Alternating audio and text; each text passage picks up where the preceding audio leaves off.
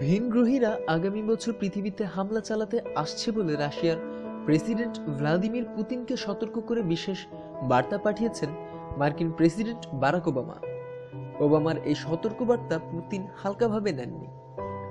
সম্প্রতি এ সংক্রান্ত একটি নথি ফাঁস হওয়াতেই তা প্রকাশ্যে এসেছে।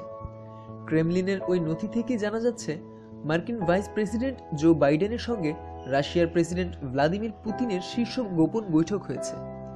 ফাঁস হওয়া এই ডকুমেন্ট নিয়ে ইউটিউবে একটি ভিডিও ঘুরছে।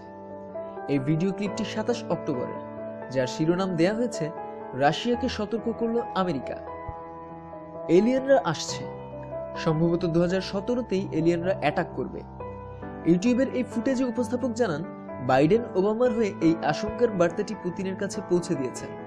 শুধু বার্তা পৌঁছানো নয়, সম্ভাব্য হামলা মোকাবিলায় কি করা যায় তা নিয়েও দুই দেশের আলোচনা হয়।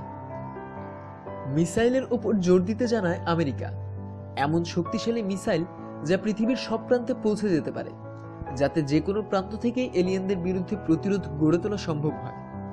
পৃথিবীর জোড়া এই মিসাইল তৈরি নিয়ে রাশিয়ার সহযোগিতা চাওয়া হয়েছে। আমেরিকার দাবি অনুযায়ী 2017 সালের সেপ্টেম্বরে এলিয়েনদের এই হামলা হবে। নাসার স্যাটেলাইটে ইউএফএ ধরা পড়েছে, যেটা আমাদের সিস্টেমের মধ্যে ঢুকে পড়েছে বলেই দাবি আমেরিকার। গোটা ভিডিওটি মাত্র 6 মিনিটের। উপস্থাপক জানাচ্ছেন, গোপন বৈঠকের পর পুতিনও এটা বিশ্বাস করছেন এলিয়েনরা হামলা করতে আসছে আগামী 2017 সালের সেপ্টেম্বরে। এ সংক্রান্ত আরও বিস্তারিত তথ্যের জন্য সাবস্ক্রাইব করুন। ধন্যবাদ।